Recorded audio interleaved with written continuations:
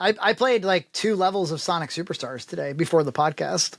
Oh yeah, how? What's your first impressions? Yeah, here's my my immediate algorithm. Like, okay, quick, I played it for 5 minutes. Well, come on, give me your RGT 85. What's going on, guys? I didn't want to make this video. So they've done a thing now for like Sonic Mania, then the Sonic Origins show or a game compilation rather, and now this. They have like these cute silent animations all in the same animation style that sort of tell the story. And it's pretty darn charming and it works very well. And the animation's beautiful. And I think it's a nice way to sort of like give 2D Sonic its own kind of story identity where you don't have the bad voice acting and the sort of Saturday morning cartoon element. It's more like a impressionistic, it's cool. It's quite nice. Though I had associated it with 2D, with like pixel 2D Sonic. And now they've brought it into the kind of the 3D Sonic Team stuff. Yeah. They made Amy the Sega CD art styles, the way she was dressed in Sonic CD, as opposed to the way she is in like Sonic X, Sonic Adventure, that like remodel.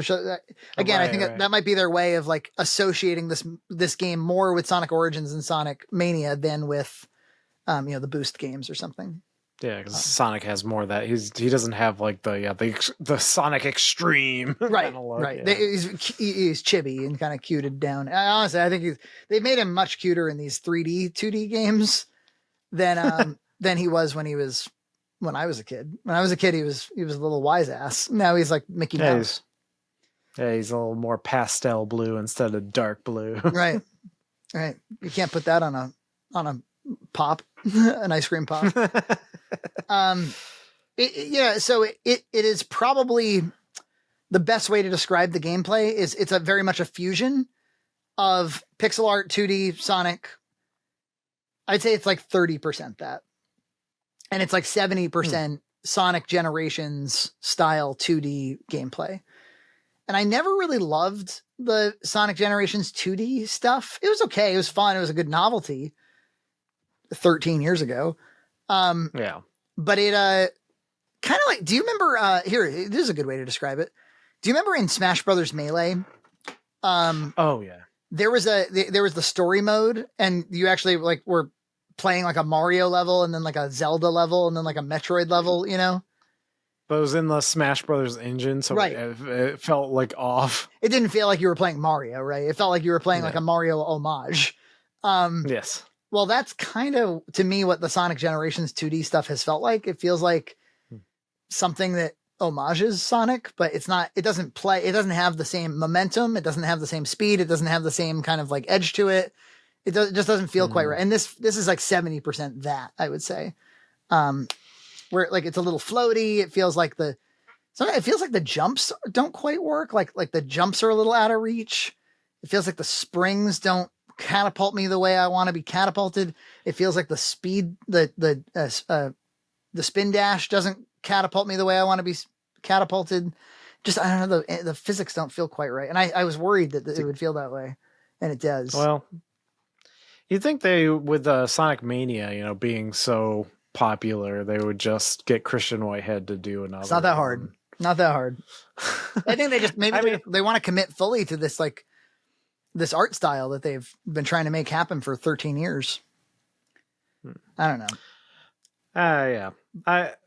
How good it must be to be Christian Whitehead, where you're like a fan who just like was hired to make a Sonic game. You just make the best Sonic game there ever is. And it's like, and most people think that. They're just the one thing that struck me very, like it really presented itself while I was playing Sonic Superstars was they interrupt the level to send you to other games a lot.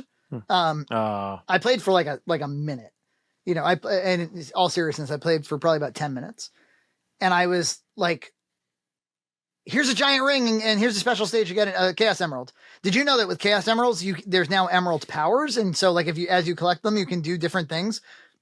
Here's like a vortex where you're going to do a mini game. Try to collect all the rings before you fall all the way down. Okay. Hi. It's me again. Remember, remember the Sonic 1 special stages where you were like in that thing? Well, you're going to do that again, but now you got to get 3 medallions. And did you know that if you get all the medallions, you'll be able to spin dash faster? And like, okay. Oh, jeez. Did we just pile in? Is this our idea of innovation? Is it just like pile in the games? I mean, maybe I do hear, especially from younger people, there is a lot of bitching about Sonic where they're like, I don't like it. It's boring. I feel like I'm out of control. It's not fast enough. It's too fast. I'm like, have you never been in like the flow state of a Sonic game? You know, there's a zen you can achieve in a Sonic game. Yeah. And I think Sega has been just struggling with that push and pull of what Sonic is for so long. Yeah. I'm sure they don't even know what it is anymore. Yeah, they had to get a fan to make a real one. Sonic Mania, nobody. I don't think one person on the planet was like, I don't know, I didn't like it. I guess that is the game I would show somebody if they were like, I'm not so sure about Sonic. I'd be like, well, try this, and if you don't like it, then you definitely don't like Sonic. You can tell they do want you to be like constantly stimulated and constantly doing things and having fun, and so maybe that's great. I don't know. You have to see if it like wore on me after a while. Yeah, well, I mean, it's I think this year has been kind of a gluttony of good games. I think because we're getting Mario Wonder, Tears of the Kingdom was earlier. Obviously, you didn't like it, and I'm okay with it. But there's been a ton of games. Like people are excited about Spider-Man 2, and there was people like that Pikmin game. I think this year has been. I don't know if like this is like the fruits of COVID or something, where finally everything's going to come out. But it's something like that. Well, in all fairness, it's not that I didn't like Tears of the Kingdom. I did not play one frame of Tears of the Kingdom. No. You just don't like that style of Zelda. I didn't like I took completely. Yeah, I didn't like Breath of the Wild, and so therefore I skipped. Therefore, it's the transitive property. Right. Mike Matei was like, they should label it like, you know, the way like Hyrule Warriors was kind of an offshoot of Zelda, but it's not like Zelda proper. They're like, he was like, I think this is that probably. I kind of agree with that, but at the same time, like, I don't think they can just go back to doing the same game over and over. It is kind of tiresome. Like you can do it with Mario. I think Mario's different, but because you just make more levels. But I don't know. It's like you make more dungeons. What was the last time that somebody before Breath of the Wild that people were really excited about a Zelda game? Was it? Not anticipating, but I mean, like they really enjoyed the way it came out. Like, was it Link Between Worlds that people were thrilled about? Yeah, I mean, the thing about Zelda is it didn't really. Well, here's the thing: is it didn't really sell that great until Breath of the Wild. Like Breath of the Wild is a massive hit compared to every other Zelda. So it's like, why even go back to that style? I mean, points for changing it up. You know, you gotta change it up.